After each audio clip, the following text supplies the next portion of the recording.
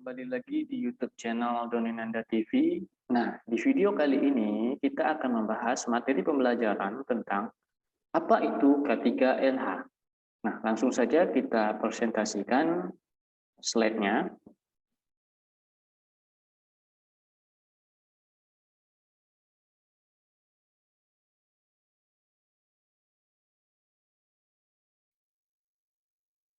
Oke, kita tunggu sebentar.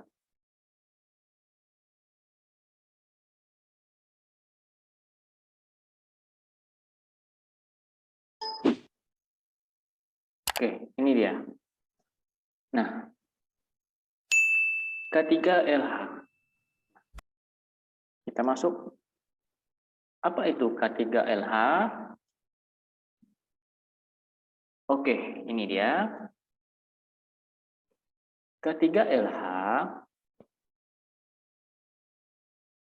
yaitu mengenai program kesehatan, keselamatan kerja, dan lingkungan hidup suatu instansi, perusahaan atau rumah sakit yang memiliki banyak kesehatan kerja atau karyawan.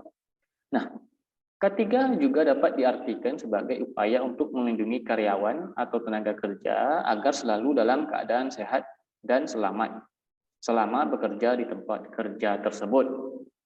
Nah, itu pengertian yang pertama. Selanjutnya, pengertian kedua, secara keilmuan, K3LH adalah ilmu pengetahuan dan penerapan dalam upaya mencegah kecelakaan ketika sedang bekerja. Nah, K3 juga dapat didefinisikan sebagai bidang yang berhubungan dengan keselamatan, kesehatan, dan kesejahteraan seseorang yang bekerja pada sebuah perusahaan, instansi, maupun rumah sakit. Oke, kita lanjut. Kita masuk di sejarah K3LH. Kita ketahui dulu ya K3LH yang tadi. Nah, sejarahnya kita harus tahu juga. Nah, sebenarnya undang-undang di bidang K3LH sudah ada sejak dulu, tepatnya pada tahun 1970, yaitu Undang-Undang Nomor 1 Tahun 1970 pada tanggal 12 Januari 1970. Nah, adanya undang-undang ini setelah Belanda hadir di Indonesia dan adanya permasalahan keselamatan kerja di lokasi Indonesia, sehingga mulai terasa untuk melindungi modal yang ditanam untuk industri. Nah, jadi sejarahnya sudah lama sekali ya, mulai dari penjajahan Belanda dulu ya di Indonesia. Nah, ketiga sudah ada. Nah, ketiga ini adalah singkatan dari kesehatan dan keselamatan kerja, lingkungan hidup. Nah, jadi disingkat dengan artian atau nama K3LH. Nah, kita lanjut di sejarah yang kedua. Namun kehadiran K3 ini baru dikenal banyak orang pada tahun 2000-an ya, selama 30 tahun lebih K3 tidak berjalan karena kurangnya kesadaran baik dari pengusaha, pekerja, dan Depnakertrans atau Departemen Tenaga Kerja dan Transmigrasi. Kurangnya kesadaran dari berbagai pihak dikarenakan memang belum adanya insiden kecelakaan ketika bekerja.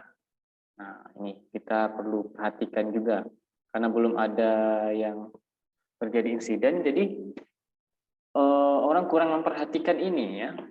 Sebenarnya ini sangat penting sekali karena untuk keselamatan dan kesehatan para pekerja.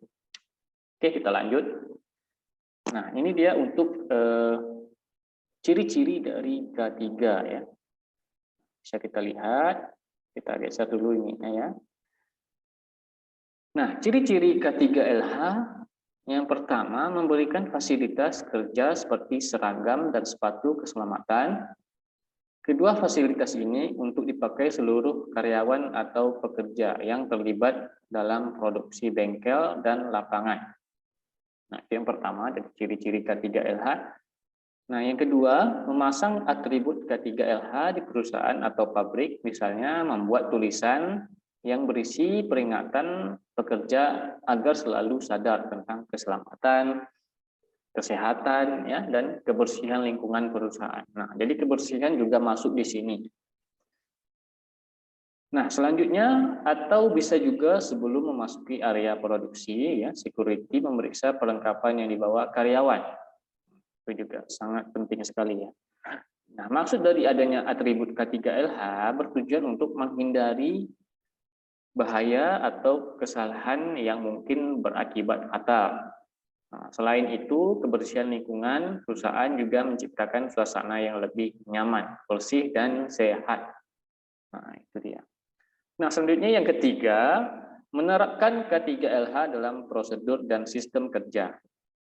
Nah, seorang manajemen dari perusahaan tentu akan mengupayakan atau mengusahakan para karyawannya sesuai dengan K3LH, yaitu dengan memberikan petunjuk tentang K3LH agar pekerja lebih memahami pengertian K3LH dan menerapkannya. Nah, selanjutnya yang keempat, memisahkan antara sampah organik, sampah anorganik. Contoh sampah organik yaitu sampah yang terbuat dari tumbuhan dan kertas atau bisa didaur ulang. Nah, itu yang disebut dengan sampah organik. Sedangkan sampah anorganik seperti sampah plastik yang sulit terurai, ya, oleh tanah. Nah, tapi bisa didaur ulang, ya, untuk kepentingan tertentu. Oke, kita lanjut. Nah, dasar hukum dari K3LH atau Kesehatan dan Keselamatan Kerja Lingkungan Hidup ini, nah ini dasarnya, ya. Dasar hukum K3 telah diatur dalam Undang-Undang Nomor 1 Tahun 1970, ya. Berarti pas penjajahan masih sudah lama sekali ini, ya, tentang kesehatan dan keselamatan kerja. Yang diatur dalam undang-undang tersebut adalah segala tempat kerja baik di darat, tanah, air, permukaan air, dan udara yang berada di wilayah kekuasaan hukum Republik Indonesia. Nah, itu dasar hukumnya. Undang-Undang Nomor 1 Tahun 1970. Nah, sudah lama sekali nih. Oke, kita lanjut. Undang-Undang K3LH. Nah, ini dia. Pemerintah telah menetapkan, ya, K3LH yang wajib dilaksanakan perusahaan, instansi, dan lembaga. Kegunaannya yaitu untuk meminimalisir kecelakaan dan di dalam lingkungan kerja. Undang-Undang K3LH terdapat di Undang-Undang Nomor 1 Tahun 1970 tentang keselamatan kerja.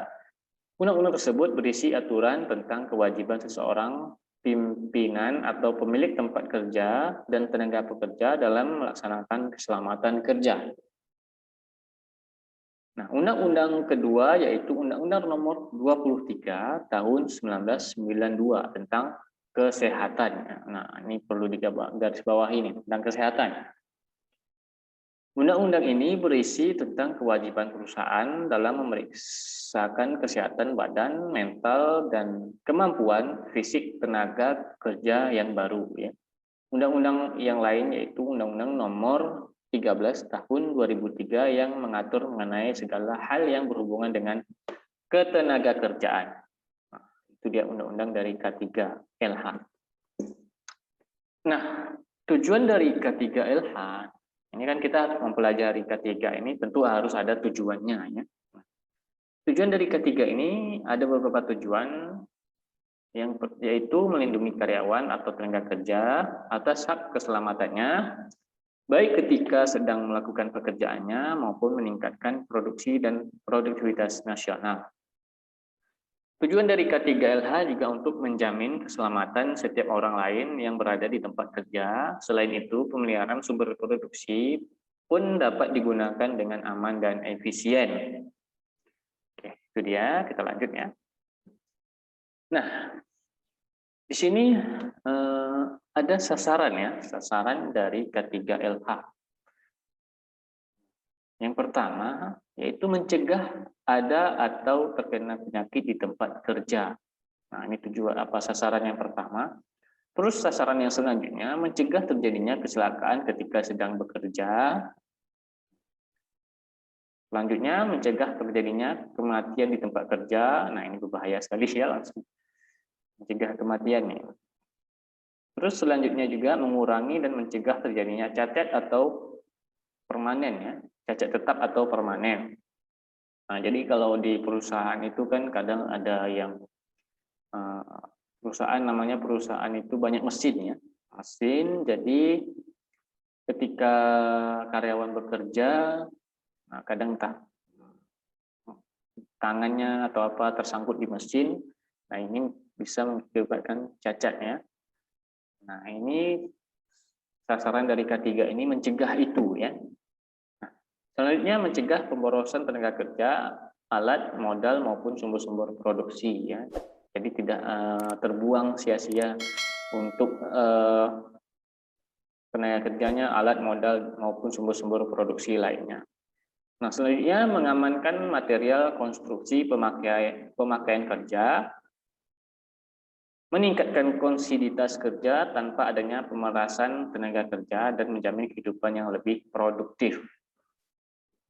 Menjamin tempatnya kerja yang bersih, sehat, aman, dan nyaman sehingga mampu meningkatkan semangat ketika bekerja. Nah, ini yang paling penting.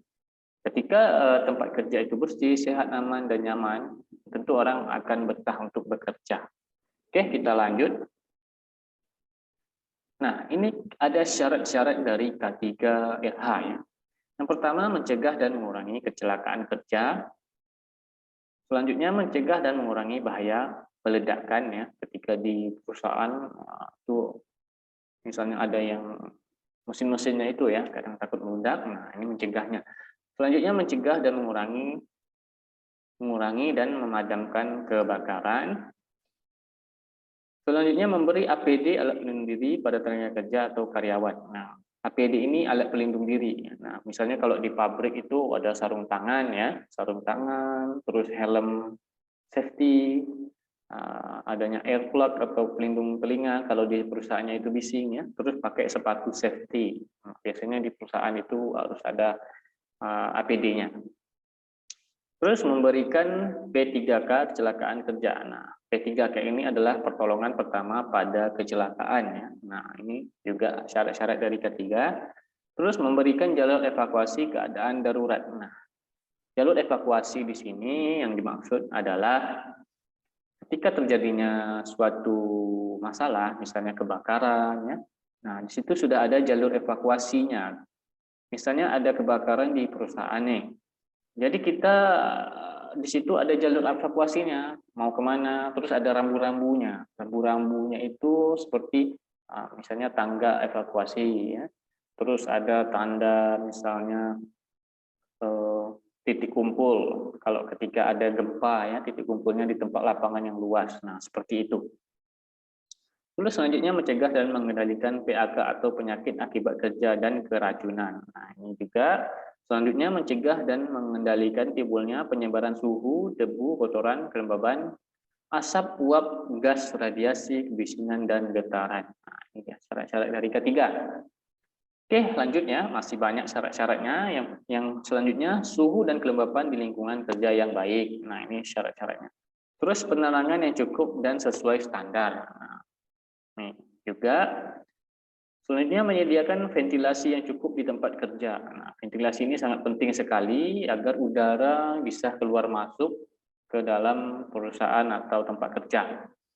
Supaya apa? Supaya para pekerja dapat menghirup oksigen dengan baik. Terus selanjutnya mengamankan dan memelihara segala jenis bangunan perusahaan. Selanjutnya mengamankan dan memperlancar pengangkutan manusia, binatang, tanaman, dan barang lainnya. Nah, selanjutnya mengamankan dan memperlancar bongkar muat, perlakuan serta penyimpanan barang, menyesuaikan dan menyempurnakan keselamatan pekerjaan yang risikonya tinggi. Nah, selanjutnya mencegah terkena aliran listrik yang berbahaya, keserasian peralatan, lingkungan, tenaga kerja, cara dan proses kerja. Selanjutnya memelihara kebersihan dan kesehatan dan ketertiban. Nah, itu dia untuk syarat-syarat dari K3LH. Oke, cukup sekian presentasi kali ini, video pembelajaran kali ini. Semoga bermanfaat untuk kita semua ya. Nah, di sini ada bisa kita lihat. Kita apakan dulu ya. Geser terlebih dahulu. Kita geser di sini saja. Nah, ketiga Ketiga LH sangat berguna dan bermanfaat untuk tenaga kerja atau karyawan. Oleh karena itu, sebagai tenaga kerja harus menanyakan mengenai ketiga LH oleh pihak perusahaan atau rumah sakit sehingga dapat dipertanggungjawabkan oleh perusahaan ketika ada hal yang tidak diinginkan di kemudian hari. Nah, penting ya. Jadi catatan untuk kita semua, ketiga LH ini sangat penting untuk perusahaan atau tempat kerja kita bekerja. Nah, ini harus ada.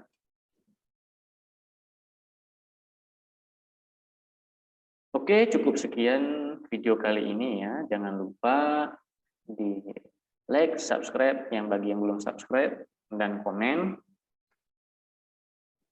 Jangan lupa di-share juga agar menambah ilmu pengetahuan bagi orang banyak. Terima kasih, sampai jumpa kembali di video selanjutnya.